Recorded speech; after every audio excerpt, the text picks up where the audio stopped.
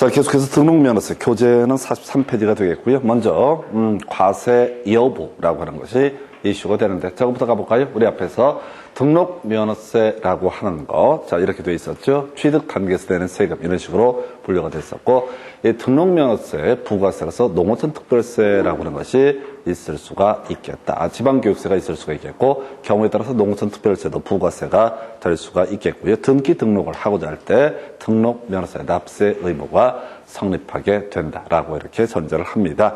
자, 그런데요, 소유권 이전 등기할 때 이때는 등록면허세 원칙적으로 내지 않습니다. 그래서 소유권 이전 등기를 제외하고, 예를 들어서 지상권의 설정 등기, 지역권의 설정 등기, 전세권의 설정 등기라고 하는 거, 또는 저당권의 설정 등기, 뭐 이런 거 할 때 바로 등록 면허세가 문제가 되게 된다. 그래서 제일 중요한 쟁점은 소유권 이전 등기를 할 때는 등록 면허세 비과세 대상이 되게 됩니다. 취득세로 다 뜯어내는 거고요. 등록 면허세는 따로이 내지 않아도 된다. 그래서 이게 이제 제일 중심축이 돼요. 그래서 취득세 과세 대상 물건의 취득을 원인으로 이루어지는 이 등기, 일반적으로 소유권 이전 등기를 할 때 등록 면허세 비과세 대상이 되게 된다. 요걸 하나 외우셔야 돼. 그래서 근데 이제 취득세 과세 대상 관련해서 지금 이제 등록 면허세를 내야 되는 경우가 두 가지가 있습니다. 그래서 앞에서 이제 공부했던 것 중에 그런 게 있었죠.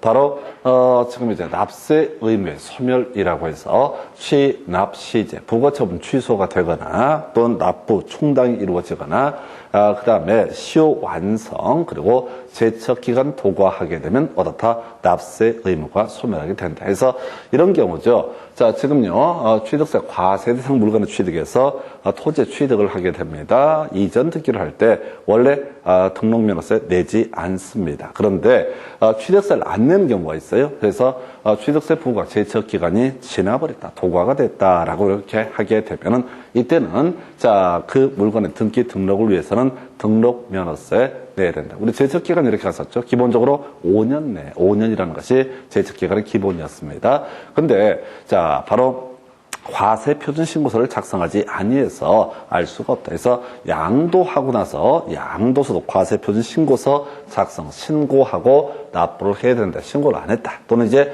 취득세 신고 납부를 해야 되는데 7년이 경과가 되도록 얘가 어떻다? 신고 납부를 안 하고 있다. 그러면 이제 취득세 과세 제척 기간이 지나기 때문에 취득세는 더 이상 부과할 수가 없죠. 그때 7년 지나서 소유권 이전 등기를 하겠다라고 한 그 사람에게 이제 뭘 받겠다? 등록 면허세를 받겠다. 그 다음에 이제 앞에서 무사대주 2호라고 해서 취득세 과세 대상에는 무사대주가 있었고요. 2호라고 하는 것은 취득세 비과세 대상, 이렇게 논의가 됐던 바가 있습니다. 그래서 바로 50만 원 이하의 취득이라고 하는 거, 이건 취득세 비과세 대상이 되게 됩니다. 근데 어떤 이유로 토지 같은 것을 50만 원 이하짜리를 취득을 했다. 그러면 소유권 이전 등기를 하게 되겠죠. 원래 취득세 과세 대상 물건을 취득을 원인으로 이루어지는 등기는 비과세인데 50만 원 이하의 취득에 대해서는 취득세가 비과세가 되기 때문에 이 부분에 대해서는 어떻다? 등록 면허세라고 하는 것을 내야 된다. 그래서 나머지는 다 부차적인 얘기고요. 중심축이 되는 것이, 다시 갑시다.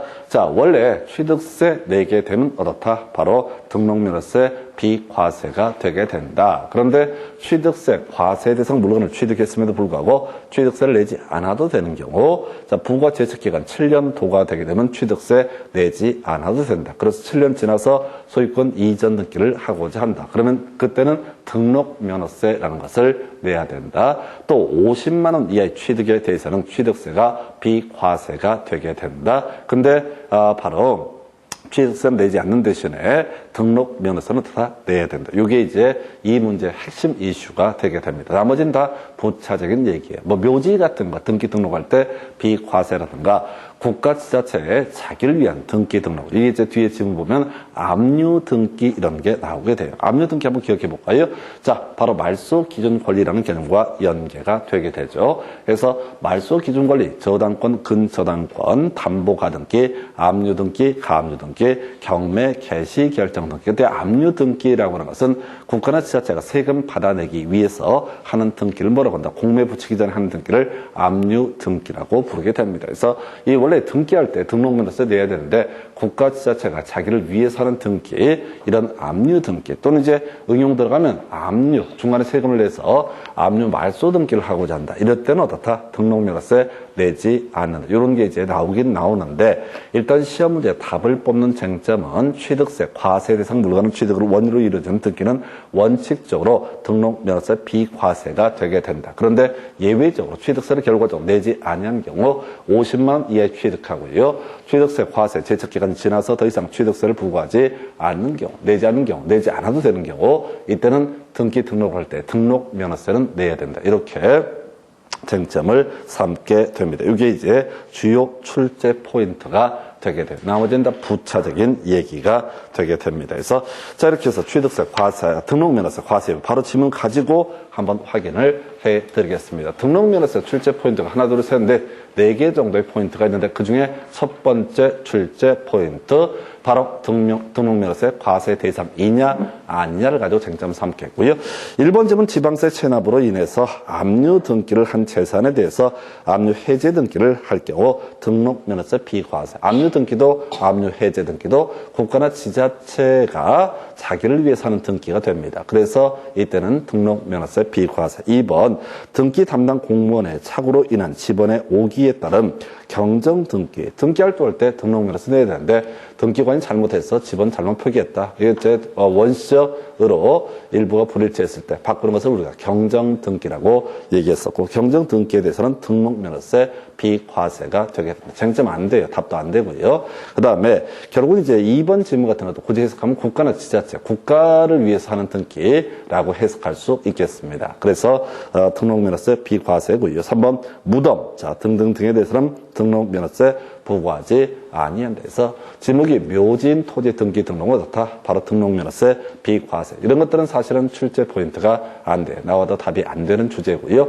옆에 관련 기출문제 29회 때 나왔던 문제, 요게 이 문제 제일 엑기스죠. 그래서 보니까 지방세법상 등록면허세가 과세는 등록 또는 등기가 아닌 것은 해서 광업권의 취득에 따른 등록, 뭐였다? 등록면허세 과세 대상인데 못 외워요. 두 번째 보니까 외국인 소유 선박을 직접 사용하기 위해서 연부 취득 조건으로 수입하는 경우, 이것도 전혀 모를 얘기가 되겠습니다. 선박의 등록. 우리가 이제 주로 출제 이슈는 뭐가 문제가 된다? 등기를 갖고 쟁점을 삼게 돼요. 자, 그래서 지금 3번, 4번 이 중요한 쟁점 나와 있죠. 바로 취득세 부과 제척기간이 경과된 주택의 등기라고 하는 거. 자, 바로 7년 취득세 신고 납부 안 해가지고 7년 경과가 돼서 이때 등기를 할 때는 취득세 비과세 50만 원 이하의 취득도 50만 원 이하의 등기 등록도 어떻다? 비과세. 그리고 나서 5번이죠.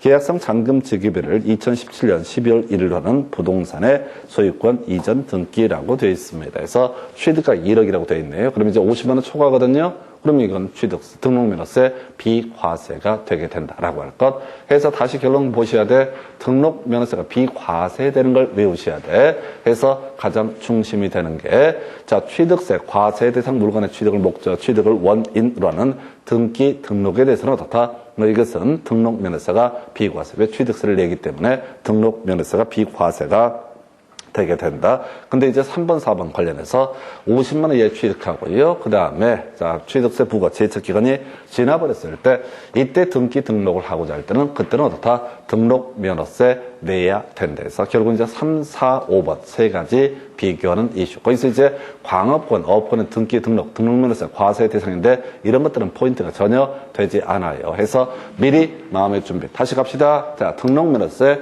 비과세 대상, 취득세 과세 대상 물건을 취득을 원인으로 하는 등기 등록. 이 사람 이미 뭘 했다? 바로 취득세를 냈다. 그러니까 등록면허세는 비과세가 되게 된다. 그런데 취득세 과세 대상 물건을 취득했음에도 불구하고 비과세가 되는 것이 있었죠. 바로 제습기간 도감은 납세분 소멸해서 취득세 내지 않습니다. 그리고 50만 원 이하의 취득에 대해서 역시 그렇다. 바로 이때도 자 지금 취득세 내지 않아요. 그러니까 이때는 어떻다? 등록면허세 내야 된다. 그래서 자 비과세 묘지하고요. 일반적으로 취득세 과세 대상 물건의 지금 취득세 과세 대상 물건이라고 하는 것에 취득, 요것은 자 등록면에서 비과세. 근데 취득세 과세 대상 물건 취득임에도 불구하고 50만 원 이하 얘기하고요. 또 하나 이슈가 되게 되는 게 자 제척기간 경과 요걸로 이제 얘기를 끊어가셔야 돼요. 그리고 아까 중간에 나왔던 게 국가 지자체가 사기를 위해서 하는 등기 등에 대해서는 어떻다 등록 면허세 비과세가 되게 된다. 하여튼 최근에 한번 답이 됐었고 주요 이슈 이렇게 보게 됩니다. 자, 그럼 두 번째 출제 포인트 과세 표준에 관한 주제 살펴보겠습니다. 자, 과세 표준 관련해서도요. 자, 보게 되면은 자, 우리가 이제 이렇게 되어 있어요. 자, 원칙 등록 당시의 가액이라고 해서 자, 우리가 취득세랑 똑같이 비교를 하셔야 돼. 취득세 과세 표준 어떻게 됐습니까? 신고하는 가액 이것이 바로 취득세 과세 표준이 되게 된다. 이런 게 이제 하나의 축이 됐던 것이고, 근데 이제 시가 표준에 또 있었죠. 뭐 교환이라든가 무상 계약이라든가 신고가 없거나 신고한 금액이 시가 표준보다 작은 경우 이때는 시가 표준액을 과세 표준으로 삼는다. 그 외에 사실상 취득 가격이라고 해서 사실상 취득 가격 관련해서 이슈가 됐던 게 국외 판법 공검 뭐 이런 거 있었죠. 뭐 이런 경우에도 등록면에서도 그렇게 금액을 기준으로 사실상 취득 가격을 등록면허세 과세 표준으로 삼는다. 하나 더 추가가 되는데 뭐 거기까지는 필요 없고요. 자, 일단은 이 파트에서 지금까지 시험 문제 답을 뽑았던 것, 16년 동안 답을 뽑았던 것은 자, 예외 파트를 가지고 출제가 이루어집니다. 자, 우리가 취득세에서 출제했던 쟁점을 생각해 봐야 돼. 취득세에서는 국외 판법 공검 이거 나오게 되면 어떻다? 사실상 취득 가격을 취득세 과세 표준으로 삼는다. 한 번 출제가 됐고 8년 동안. 두 번째가 판이 보부 할비라고 해서 사실상 취득 가격 범죄 포함되지 않는 것이 두 번 연속 27회, 29회 출제가 됐습니다. 이것도 똑같은 구조야.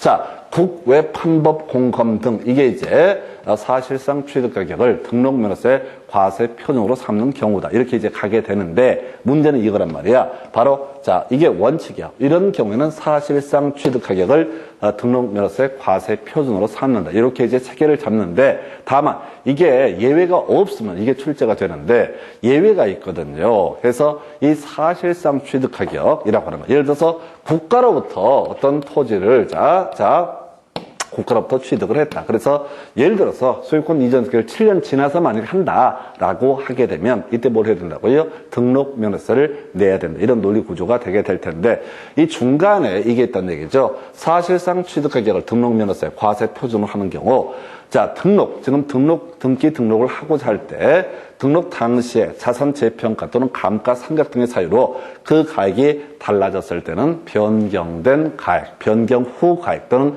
변경된 가액을 뭐로 삼는다? 등록 면허세 과세 표준으로 삼는다. 아까 우리가 선박 등록할 때 등록 면허세 낸다 이런 것들이 하나 나와갔단 말이에요.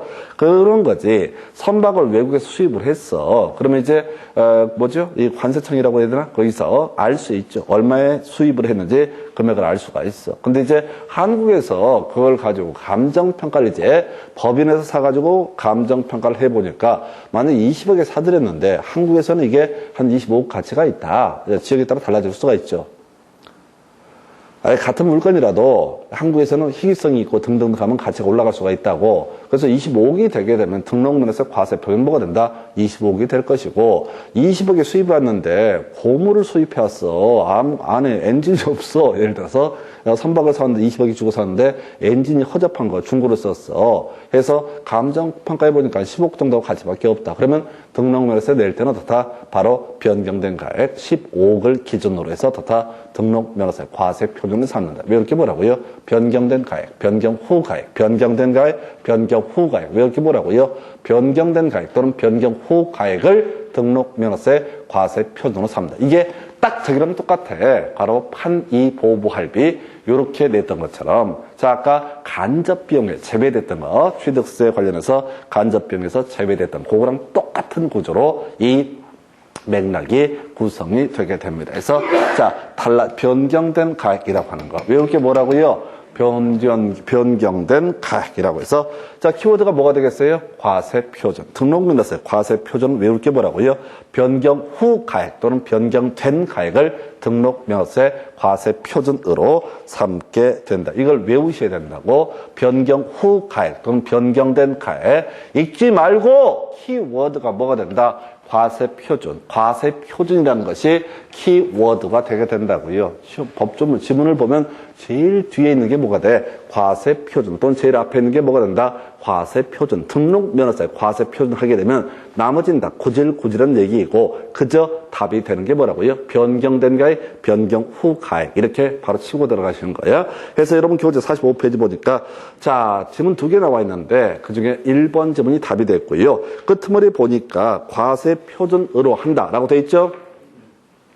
과세표준으로 한다라고 돼 있다고요. 그럼 변경된 가액, 변경 후 가액. 그럼 이제 문제 틀리게 뽑으려면 변경 전 가액 이렇게 한다고.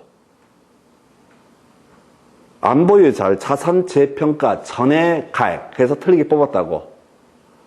자산 재평가, 감가상각 등의 사유로 가액이 달라질 때 자산 재평가 후의 가액 또는 변경된 가액. 그래서 문제를 통해서 이렇게 뭐라고요? 후의 가액, 변경된 가액 이렇게 가야 된다고.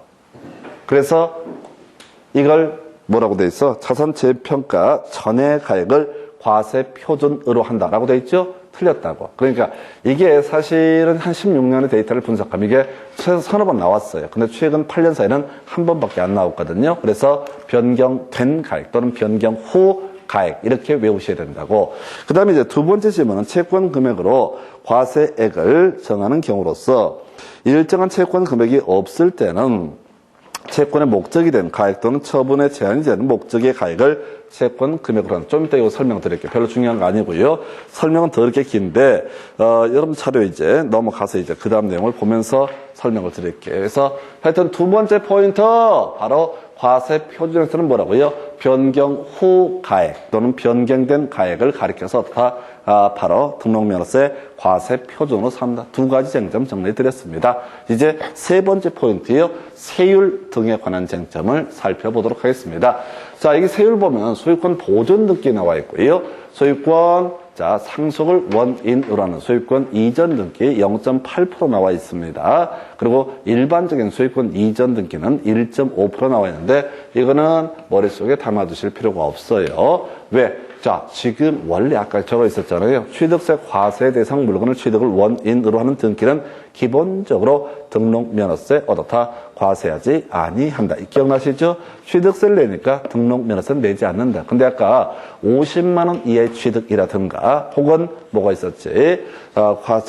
제척기간 지나서 나중에 등기했을 때 그때 써먹기 위해서 이런 숫자가 있는 거야. 그래서 원시 취득하면 아까 우리 취득세 2.8% 세율 적용하고요. 유상 승계 취득하면 주택은 1, 2, 3%, 농지는 3%, 주택 농지의 부동산은 4%, 매로 또 무상 승계 취득도 당연히 취득세 내게 되니까 이게 등록면허세가 별 의미가 없다고. 근데 이제 경우수를 따지는 거죠. 신고 납부를 해야 된다. 거부를 완성을 하고 8년 지나서 소유권 보존 등기를 한다. 그럼 0.8%를 때리겠다. 이런 식의 논리 구조인데 시험과는 별 관련이 없고요.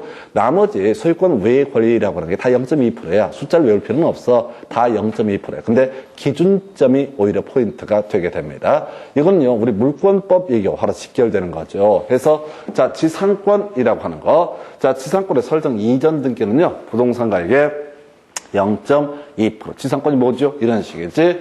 어떤 토지에 대해서 토지 소유자, 갑이라는 사람이 있고, 이때 을이라는 사람이 이 토지를 건물 소유, 수목 소유, 공작물 소유 목적으로 이용을 하고자 한다. 그럼 여기다 뭘 한다고요? 지상권이라고 하는 것을 설정을 하게 되죠. 지상권은요, 등기 일세 어떻다 성립하게 된다. 그래서 이게 지상권, 자, 설정적 승계, 이런 식의 표현을 잡게 하고, 그 다음에 지상권 설정 등기가 된 상태에서 요거 이전 등기 형식을 통해서 또, 지상권 이전 기업과 이전 등기를 통해서 또 취득을 할 수 있다. 그래서 지상권의 설정, 이전은 그 토지의 가액, 부동산 가액이 얼마? 0.2% 이렇게 가게 됩니다. 두 번째, 자, 지역권이라고 하는 거. 이게 이제 개인적으로 혹시 낸다면 출제 이슈가 될 거로 보여지는데, 도움이 필요한 토지를 우리는 뭐라고 한다? 요역지. 도움을 주는 토지를 승역지 해서 요역지 소유자가 통행지역권을 설정해서 요렇게 승역지를 나다닐 수가 있다. 요렇게 이제 전제를 하게 될 테고요. 자, 그랬을 때 이때는 도움을 받는 토지인 요역지 가액의 0.2%. 승역지 아닙니다. 요역지 가액의 0.2%. 이게 이제 아마 이슈가 될 거예요. 요역지 가액의 0.2%. 아직은 답이 안 됐는데 기존에 냈던 걸 빼고 출제를 하게 되면 요역지 가액의 0.2%. 그래서 이제 또 흥분하면 안 돼. 지역권의 설정 등기할 때 요역지 가액의 0.2%. 여기까지는 좋은데 지역권의 이전 등기라고 하는 거, 지역권의 이전 등기, 요역지 가액의 0.2%. 이건 있을 수가 없어요. 지역권은 양도할 수 없다고 그랬다고요? 지상권, 전세권은 양도할 수 있지만 지역권은 양도할 수 없다. 그래서 지상권, 지상권, 전세권을 전제로 저당권 설정할 수 있지만 지역권을 담보로는 저당권을 설정할 수 없다. 그럼 지역권의 이전 등기라는 건 존재할 수 있다, 없다? 없다. 근데 법이 왜 이 모양이 이 꼴이냐? 이것 때문에 스트레스 받는 사람 아무도 없어. 지역권 이전 등기 할 사람이 아무도 없기 때문에 이렇게 법을 만들 때 대충 만들더라도 살아가는데 아무 지장이 없다고요. 그래서 법조문하고 이게 뭐지? 논리가 전혀 안 맞는 파트. 근데 이제 문제를 구성할 때 항상 이런 식이거든. 지방세법상 이렇게 전제를 까니까 지역권의 설정 이전 등기 0.2% 그냥 이렇게 해도 이건 틀린 지문이 아닙니다. 그래서 지방세법 그대로 카피하는 거니까. 그래서 이게 중간중간에 보시게 되면 법 논리적으로 말이 안 되는 게 억수로 많습니다. 2차 과목들의 특징들이 앞뒤가 안 맞는 게 겁나 많아요. 왜냐면은 이 법을 만들 때 민법을 알고 수많은 법을 다 마스터를 해가지고 골고루 분석을 해가면서 내는 게 아니라 되는 대로 이렇게 법을 첨삭을 하다 보니까 이렇게 앞뒤가 안 맞는 경우가 존재할 수 있습니다. 그래서 하여튼 지역권은 뭐라고요? 요역지 가액. 포인트가 지역권은 뭐라고요? 요역지 가액의 0.2%. 이게 하나 이슈가 되고 전세권 어렵지 않죠. 전세권의 성립이라는 것은 전세권 설정 계약, 전세금 교부 그리고 전세권 설정 등기가 있으면 어떻다? 전세권은 성립하게 된다. 그래서 전세금의 0.2%. 임차권이라고 하는 거. 임차권은 등기 안 해도 성립하는 권리가 될 것이고 다만 임차권 설정 등기를 하게 되면 어떻다? 제3자에 대해서 임차권을 주장할 수 있다. 대항력이 발생하게 되는 거죠. 그래서 임차권의 설정 이전 등기. 이게 이제 출제 포인트. 월 임대차 금액의 0.2%. 지난번 25인가 26회도 나올 때 이걸 가지고 보증금의 0.2% 이렇게 틀리게 뽑았어. 임대차 보증금이 아니라 월 임대차 금액의 0.2%. 약간 이제 우리가 공부를 하나도 안 한 상태에서 제일 착각할 수 있는 게 이 아이. 그래서 자, 임대차라는 건 본질이 뭐냐면 차임을 지급하기로 하고 타인의 부동산을 이용할 수 있는 권리를 뭐라고 한다? 임차권이라고 부릅니다. 보증은 필수적인 요건은 아니란 얘기죠. 대신 전세권은 전세금이라는 것이 필수적인 요건이기 때문에 전세권에 있어서는 전세권 설정 이전 등기에서는 전세금이 얼마? 0.2% 이렇게 이제 가게 될 것이고요. 저당권이라고 하는 거.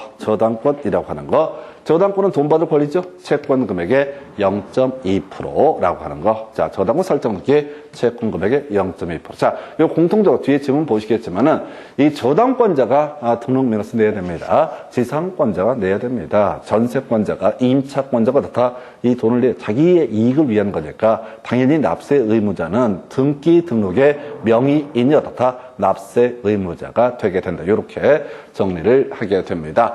가등기요 두 가지가 있었죠. 담보 가등기가 있었고요. 자, 소유권 이전 청권 보호전면 가등기 두 가지 유형이 있습니다. 간단하게 한번 또 얘기를 해볼게요. 우리가 이제 가압류 가처분 경매 개시결정의 등기랑 같이 연계해서 살펴봐야 될 주제인데요. 자, 갑소유의 X 부동산에 대해서 을이라는 사람과 매매 계약을 체결합니다. 을이 매수인이 됩니다. 근데 갑이 지금 당장 등기를 못 넘겨준대. 곧 등기 넘겨준다고 얘기해. 근데 만약에 갑이 제3자에게 먼저 또 팔고 이중매매하고 등기 넘겨줘 버리면 을은 부동산을 취득할 수 없다. 그래서 을은 뭘 할 수 있다고요? 여기다가 자, 뭘 한다? 자, 지금 소유권 이전 청구권 보전을 위한 뭘 할 수 있다? 바로 가등기라고 하는 것을 할 수가 있다. 자, 가등기를 해놨으면 을은 소유권 취득할 수 있다 없다? 아직은 취득 못합니다. 순위 보전만 할 수 있는 것이죠. 자, 가등기한 사이에 또 스토리가 꼭 이렇게 하지. 갑이라고 하는 사람이 이걸 누구한테? 병한테 이걸 팔고 등기를 넘겨준다. 그러면 이때 병이 소유권을 취득한다. 스토리가. 근데 이 을이라는 사람이 이 가등기를 한 상태에서 나중에 이행 판결 등을 받아서 갑에서 을로의 소유권 이전기를 하게 되면 혼자 단독 신청할 수 있거든요. 이행 판결을 받으면. 그러면 등기된 순위가 어떻게 된다? 이 본등기는 가등기 순위에 따른다. 그래서 이 부동산은 먼저 을 명의로 소유권 이전 등기가 된 것과 똑같다. 근데 그 후에 갑에서 병 명의로의 등기는 있을 수가 없죠. 무효입니다. 그래서 이건 등기관이 가등기와 본등기 사이 이루어진 등기 중에서 본등기와 양립할 수 없는 등기는 원칙적으로 어떻다? 등기관이 직권 말소를 하게 된다. 이게 이제 바로 청구권 보전을 위한 가등기. 그래서 이런 청구권 보전을 위한 가등기를 할 때는 이 X 부동산의 가액이 얼마? 0.2%를 바로 등록 면허서로 내야 된다. 이런 식의 취지가 됩니다. 자, 담보가등기도 한번 설명드릴까요? 담보가등기. 자, 이 담보가등기 하려면 이것부터 시작해야 돼. 자, 먼저 저당권이라고 하는 거. 저당권이 뭐죠? 돈 받아내기 위해서 설정한 권리로서 채무자 갑이 채무를 변제하지 않게 되면 경매 청구를 할 수 있는 권리. 이게 바로 저당권 설정 등기가 있으면 저당권자는 나중에 뭐라고 할 수 있다? 경매 청구를 할 수 있다. 이걸 우리가 임의 경매라고 부르게 되죠. 이게 저당권의 의미였었죠. 자, 그 다음에 이제 지금 양도담보 볼까요? 갑소유 X 부동산에 대해서 을 명의로 양도담보권을 설정한다. 양도담보권이라는 것은 형식이 뭐라고 했어요? 갑에서 을로의 소유권 이전 등기를 하고 양도담보의 취지를 이걸 특약을 넣어두는 거죠. 해서 이때 이게 이제 양도담보권이라고 전제가 되게 되면 을 이런 채권자는 채무자가 채무를 변제하지 않게 되면 나중에 부동산의 가액에서 자신이 받을 돈을 빼고 자 채권을 뺀 금액을 청산금으로 지급하고 소유권을 취득하는 제도를 양도담보. 그럼 이제 가등기 담보는 뭐야? 자, 갑소유의 X 부동산에 대해서 을 이런 채권자가 자 가등기 담보권자다라고 한번 전제를 해보겠습니다. 그럼 이제 가등기 담보권자는 소위 담보가등기 설정을 통해서 취득을 하게 될 테고 이 사람 담보가등기 권리자가 할 수 있는 것 둘 중에 하나죠. 청산금 지급하고 그 부동산을 취득하는 것 하나의 방법이 되고 또는 경매 청구를 저당권이랑 똑같이 취급해서 경매 청구를 해서 바로 자신의 채권을 회수하는 방법도 하나가 된다. 뭐 길게 썼는데 담보가등기라고 하는 건 뭐라고요? 채권 금액의 0.2% 해서 소유권 이전 청권 보존형 가등기는 자 부동산 가액의 0.2% 담보가등기는 자 저당권이랑 똑같으니까 채권 금액의 0.2%라고 되어 있습니다. 자 그다음에 이제 자 경매 개시 결정의 등기. 자 이게 이제 경매 개시 결정 등기는 돈 받을 게 있었을 때 법원에다가 대금 반환 청구 소송을 제기해서 승소했다. 판결문에 근거해서 뭐라 할 수 있다. 경매 신청하면 그때 이루어지는 등기를 경매 개시 결정 등기 또는 저당권자나 전세권자가 지금 경우에 따라서 뭐라 할 수 있다. 경매 신청을 할 수 있다. 그때 이루어지는 등기를 뭐라고 한다. 바로 경매 개시 결정의 등기. 압류 효력이 발생하는 그 등기가 되겠죠. 그래서 이때 역시 채권 금액의 0.2% 가압류 등기 뭡니까? 동그라미 돈 받을 일이 있을 때 돈을 안 갚습니까? 어떻게 한다? 경매 신청 바로 못 들어가고 법원에 소송을 제기해야 되는데 소송하는 과정에서 팔아버리면 안 되니까 가압류 신청을 해서 가압류 등기를 해놓고 나서 소송에서 승소를 하게 되면 본안 판결에 근거해서 또 경매 신청을 하게 될 것이다. 그래서 나중에 경매 신청 원활하게 하기 위해서 팔아먹지 못하게 만들기 위해서 하는 등기가 가압류 등기. 자, 근데 그래서 가압류 등기도 채권 금액의 0.2% 여기까지는 이해할 수 있어요. 그런데 얘가 이제 골자 가처분 등기는 법에서 뭐라고 돼 있어? 채권 금액의 0.2%라고 돼 있죠. 자, 근데 우리가 공부했던 처분금지 가처분이 어떤 거였어? 갑과 자, 벼을 사이에 매매 계약 체결이 되게 될 것이고 자, 근데 이제 갑이 을한테 소유권 이전기를 넘겨주지 않는다. 그럼 이제 이 사람은 소유권 이전 등기 절차에 협력하라라는 소유권 이전 등기 청구 소송을 누구를 상대로? 갑을 상대로 제기를 하게 됩니다. 그래서 승소를 하게 되면 이 판결문을 가지고도 다 단독으로 등기 신청을 해서 등기 명의를 가져올 수 있죠. 근데 중간에 팔아버리면 안 되니까 이때 뭘 한다? 가처분 신청을 하고 이때 하는 것이 뭐가 된다? 처분금지 가처분 등기라는 개념이 된다. 해서 처분금지 가처분 등기는 돈 받을 게 있어서 그런 게 아니죠. 돈 받을 금액이 아니라 꼭 이 부동산을 내가 취득을 하겠다. 가등기랑 똑같은 구조라고. 근데 법에서 뭐라고 써 있어? 채권 금액. 말이 안 되잖아. 그래서 제일 위에 여러분 교재 보니까 아까 지문 먼저 봤던 건데 46페이지 제일 위에 보니까 46페이지 제일 위에 보니까 채권 금액이라고 써 있잖아요. 채권 금액 지문 한번 이제 읽어드릴게요. 이거 별로 중요한 거 아닌데 보니까 채권 금액으로 과세액을 정하는 경우 일정한 채권 금액이 없을 때는 채권의 목적이 된 가액, 거세 가액 또는 처분의 제한이 목적이 된 금액을 채권 금액으로 한다라고 되어 있죠. 그러니까 아까 이제 지금 처분금지 가처분 등기를 할 때는 이 부동산의 가액이 얼마? 0.2% 이런 얘기가 되게 되는 겁니다. 근데 이제 밑줄 긋지 말고 이런 것들 몰라도 되니까 한번 쭉 설명을 드렸다고 지금 이걸 꼭 굳이 한번 설명을 드린 이유는 잊어버릴까봐 우리가 등기법 하실 때 이거 했다고 가압류 등기, 가처분 등기, 경매 개시 결정 등기 또 담보가등기 이런 거 설명드렸는데 돌아서면 또 놀랍잖아 스스로도 이제는 내가 진짜 알 것 같다. 이제 가처분, 가압류 넣어도 쫄리지 않아 이렇게 했는데 또 하루 이틀 지나면 또 이제 매번 새롭고 근데 놀라운 게 2번 듣고 3번 듣고 4번 들을 때마다 이게 이해도가 되게 빨라져.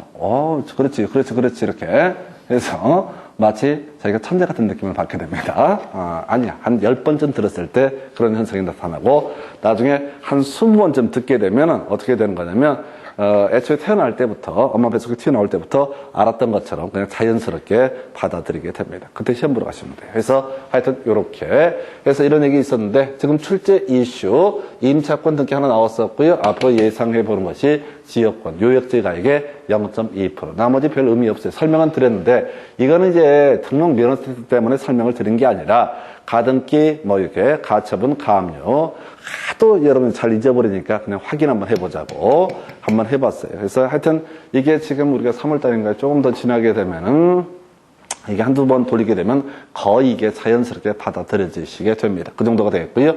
그 밖에 등기에서 말소 등기, 지금 설정하고 이전 등기였었죠? 설정하고 이전 등기는 0.2%. 그럼 이제 말소 등기나 이런 등기는 어떻게 한다? 이때는 6,000원이라고 되어 있습니다. 어떤 금액을 계산한 금액이 6,000원 미만이 되면 얼마? 6,000원이라고 하는 거. 해서 등록면허세 상대적으로 작은 금액이 될 것이고요.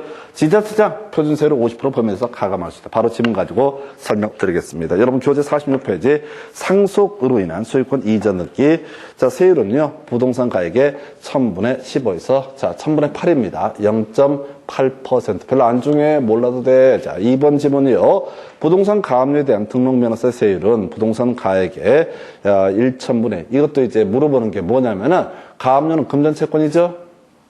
가압류는 부처님, 불상, 불전 가면은 뭐 있다고 그래서 자, 그 불상에 이렇게 하고 있다고. 그래서 가압류는 금전채권이라고. 그러니까 부동산 가액이 될 수가 없다고. 채권 금액의 0.2% 이렇게 가야 되는데 이런 것들은 답이 안 된다고.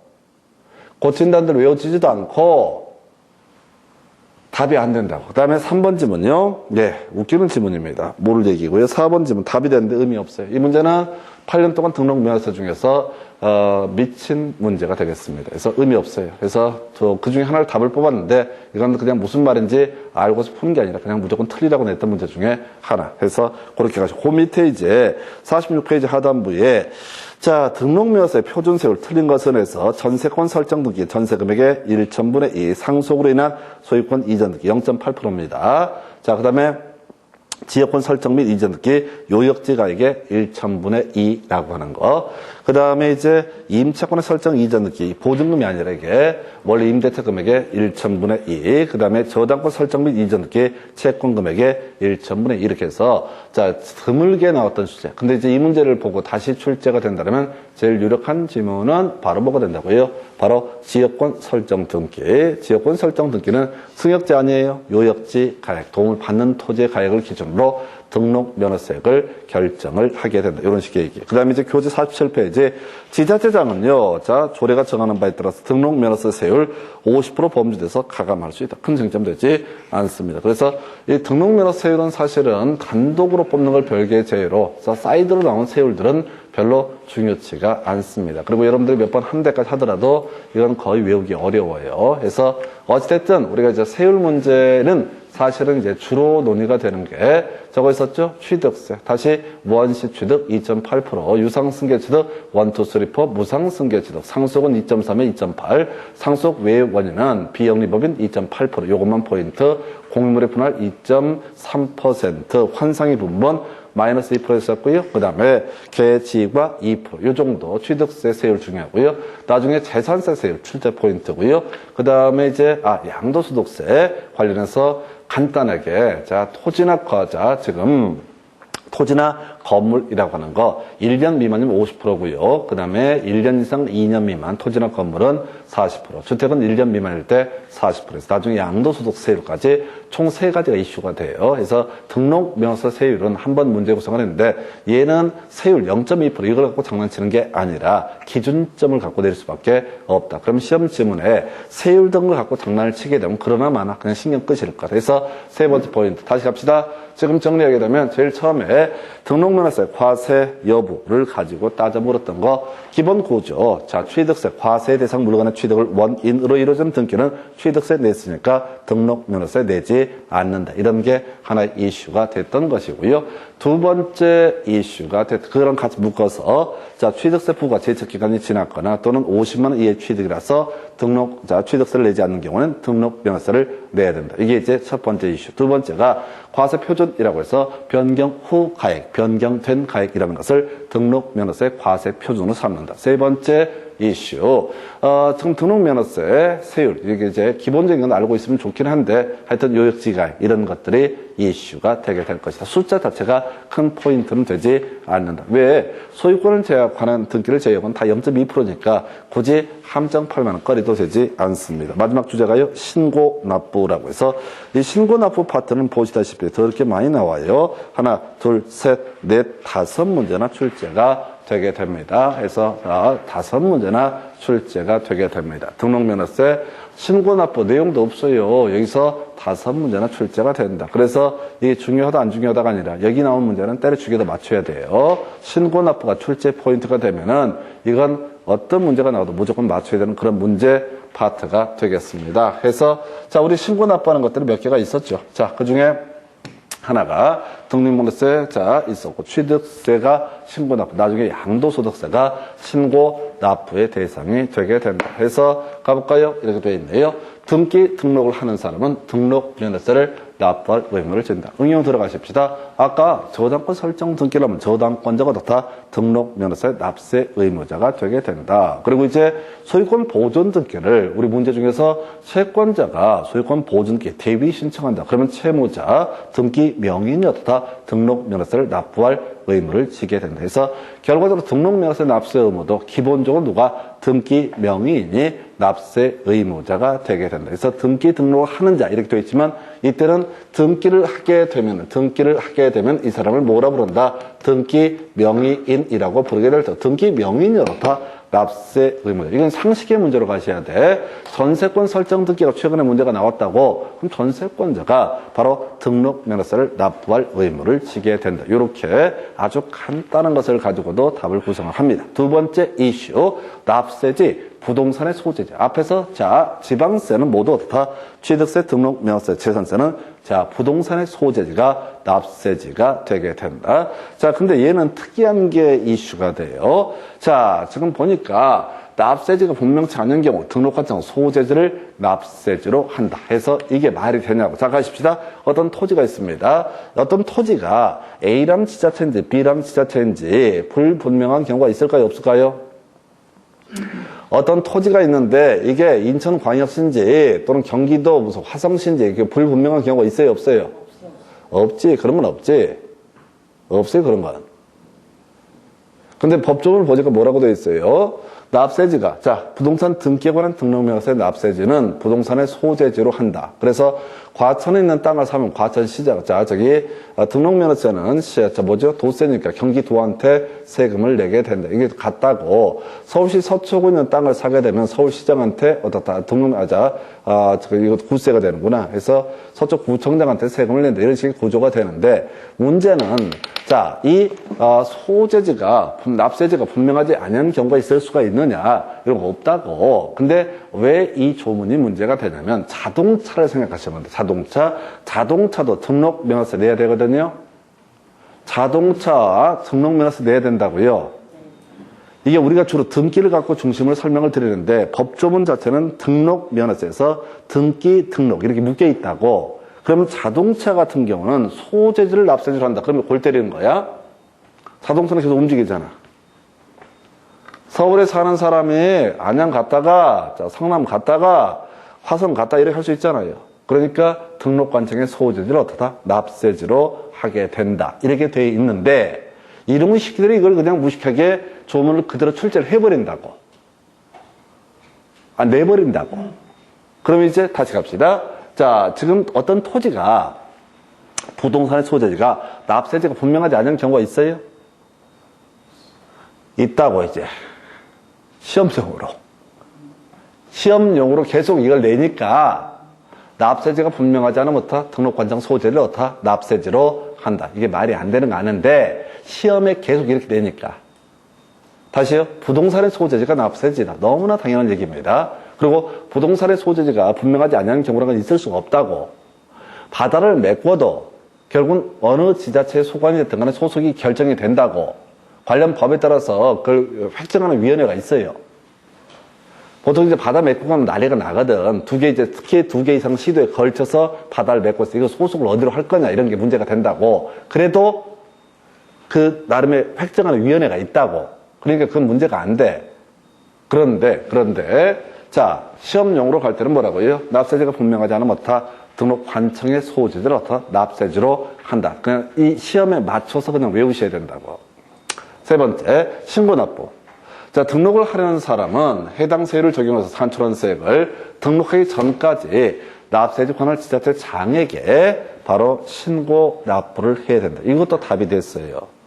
논의의 포인트는 앞에서 우리 취득세 같은 경우는 원래 취득한 날로부터 60일 이내 또 상속 등에 있어서는 상속 개시일이 속한 달의 말일부터 6개월 이내 신고 납부를 해야 된다. 근데 그건 포인트가 안 됐고 얘는 낼 게 없으니까 확실하게 뭐라고요? 자, 등록하기 전까지 등록을 하려는 사람은 등록하기 전까지 없다 신고 납부를 해야 된다. 그럼 이제 그 다음 남는 문제가 터져요. 이 신고 납부에서 파생되는 주제가 뭐가 있냐면 가산세라는 개념이 있죠. 신고납부, 무신고 가산세라고 하는 게 있었죠. 100분의 20. 그리고 같이 가산세는 감면대상에 포함시키지 아니하는 것으로 한다. 이런 것이 존재했었죠. 자, 등록면허세는요. 전반적으로 금액이 작습니다. 아까 6,000원 미만일 때는 6,000원 한다. 이런 얘기를 한다는 얘기는 6,000원 미만도 더럽게 많다는 얘기야. 그리고 뭐 출판사를 등록한다. 이런 것들 하면 2만원, 3만원 이 정도의 작은 세금을 내게 된다고. 근데 원래 등록면허세는 뭐라고요? 등기 등록을 하려는 사람. 근데 한번 등록해도 매년 재등록을 받는 식으로 세금을 뜯어낸다고. 한번 등록해서 끝나는 게 아니라고. 계속 등록면허세를 받아낸다고. 그런데 대부분의 경우에는 신고 따로 안 해. 그냥 체납됐습니다. 이런 식으로 이제 지자체 관련해서 문자가 와. 등록면허세 28,000원이 체납됐습니다. 이렇게 안내가 온다고. 그럼 계좌번호 나와 있으면 그냥 입금한 걸로 끝나. 신고했어요? 안 했어요? 안 했어. 납부만 했어. 이게 이 얘기예요. 신고 의무를 다하지 않은 경우에도 그 등록하기 전까지 납부를 했을 때는 다 신고하고 납부한 것으로 본다. 그래서 무신고 가산세 이런 것이 문제가 된다 안 된다? 안 된다라는 거. 이게 지금 내용 아무것도 없는데 지금 첫 번째 등기 명의인이 어떻다? 납세 의무자가 된다. 이게 첫 번째. 두 번째, 소재지가 분명치 아니한 경우 등록관청 소재지를 어떻다? 납세지로 보게 된다. 이게 두 번째. 세 번째 출제 포인트가 됐던 것이 뭐냐라고 했을 때 등록하기 전까지 신고 납부해야 된다. 네 번째 출제 포인트. 이미 납부를 했다라면 어떻다? 신고하고 납부한 것으로 본다. 그래서 무신고 가산세 등은 어떻다? 문제가 되지 않는다. 요렇게 그림. 이게 이제 4개 정도가 출제 포인트. 자, 지금 가서 보겠습니다. 여러분 교재 48페이지. 핵심 좀 첫 번째 박스 1번. 등록면허세 납세 의무자는 끝머리 등기 등록을 하려는 자이다. 라고 해서 하는 자이다 해서 옳은 표현. 48페이지 두 번째 박스, 첫 번째 박스 2번 지문. 재산권 기타 권리의 설정 변경 소멸에 관한 사항을 공부에 등기 등록을 하자 받는 등기 등록 부상 기재는 명의자는 등록면허세 납부할 의무를 진다. 아까 설명드렸던 얘기죠. 등기 등록을 하는 자 납세 의무를 진다. 대신에 등기 명의는 어떻다? 납세 의무를 지게 된다. 3번 질문. 근저당권 설정 등기에 있어서는 근저당권자가 납세 의무자죠. 근저당권을 설정하면 근저당권자가 좋은 거잖아. 자신의 권리를 지키기 위해서 하는 거야. 그럼 이제 그 다음 나오는 게 근저당권 말소 등기 나와 있죠. 근저당권 말소 등기는 누구야? 근저당권자가 등기 의무자가 되고 근저당권 설정자 또는 자 부동산의 소유자가 다 등기 관리자. 가볼까요? 이런 식입니다. 갑소유의 X 부동산을 담보로 을이 근저당권을 설정을 하게 됩니다. 자, 그러면 이제 근저당권 설정 등기를 한다라고 해서 설정 등기가 있어야죠. 다 근저당권은 성립하게 됩니다. 설정 등기를 할 때 누가 근저당권자의 이익을 위한 거니까 근저당권자가 납세 의무자 이렇게 해석합니다. 자, 한편 이 근저당권이 설정된 부동산을 병이 만약에 취득을 한 사안이다라고 한번 해보겠습니다. 그래서 이 근저당권 설정 등기에서 말소를 하고자 합니다. 그럼 이익을 얻는 사람이 누가 된다고요? 지금 현재 소유자 누구한테? 바로 근저당권자들 말소 등기 채무를 변제하면서 말소 등기를 청구할 수 있을 테고요. 그 다음에 얘도 경우에 따라서 자 누구한테? 을한테 돈을 갚으면서 뭘 할 수 있다? 말소 등기를 청구할 수도 있고. 이건 왜 이런 문제가 터지게 되냐면 현재 소유자는 쉽게 이해가는 건데 우리가 계약법 파트를 가서 공부하다 보면 그런 게 나옵니다. 매도인의 담보 책임이라고 해서 자 지금 저당권 등의 실행에 따라서 권리를 취득할 수 없게 된 선의, 악의 매수인 뭘 할 수 있다? 계약 해지하고 손해배상을 청구할 수 있다. 누가? 매수인. 병이 누구한테? 갑에 대해서 해지하고 손해배상 청구의 문제가 발생하니까 갑이 경우에 따라서 돈을 갚아야 되는 경우가 발생한다. 그 얘기를 계약법 얘기랑 엮어서 구성을 한 거예요. 그래서 자 현재 소유자도 자 말소 등기 청구할 때 자 이 말소 등기를 내면 또 돈을 내야 된단 말이에요. 아까 6,000원 나왔었잖아요. 말소 등기 6,000원이라고 그랬어요. 그래서 자 이 돈을 현재 소유자라든가 자 종전에 근저당권 설정해준 설정해준 사람 이 사람이 어떻다? 등기자 등록면허세 비용을 내면서 세금을 내면서 말소 등기를 할 수가 있다. 이런 논리구조. 되게 어려웠던 질문. 자, 그래서 답은 안 됐어요. 이건 계약법 얘기까지 마스터가 돼야 이해가 되는 거고요. 몰라도 돼요. 자, 그 다음에 이제 5번. 자, 부동산 등기에 대한 등록면허세 납세자는 부동산 소유자의 주소지. 틀렸죠? 주소지는 국세고요.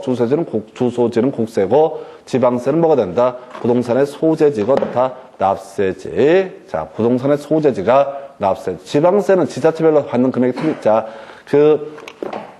받는 관청이 틀리다고요. 국세는 제주도에서 내든 서울시에서 내든 경기도에서 내든 국가가 받는 건 똑같으니까 주소지가 납세지가 되도록 모방한 것이고 지방세는 그 부동산의 소재지가 다 납세지가 되게 됩니다.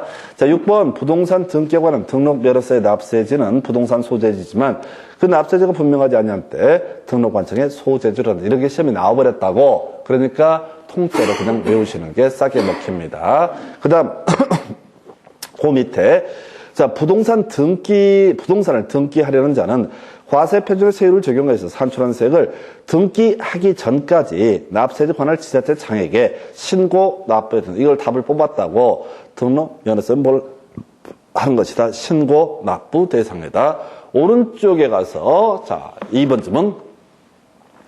등록을 하려는 자가 신고 의무를 다하지 아니한 경우 등록면허세 산출세액에 등록하기 전까지 납부하였을 때는 신고 납부한 것으로 보므로 자 보지만 무신고 가산세가 부과된다. 틀렸죠? 자 신고 납부만 하면 다 신고하고 납부한 것으로 보게 된다. 그래서 무신고 가산세라는 것은 부과되지 않는다. 자 3번 질문요. 등록면허세 납세 의무자가 신고를 하지 아니하고 등록하기 전까지 납부를 한 경우 신고 불성실 가산세 징수한다. 풀렸다고요? 가산세가 없다고 납부만 하면 어떻다? 가산세 부과하지 않는다. 그러면 4번 등록을 하는 자가 신고 의무를 다하지 아니하고 등록면허세 산출세액을 등록하기 전까지 납부했을 때는 신고 납부한 것으로 본다. 이것도 답이 된다. 그 도배하잖아요. 도배를 해버린다고 별 내용도 없는데 도배를 하게 된다. 5번도 답이 됐네. 등록을 하는 자가 법정 신고 기한까지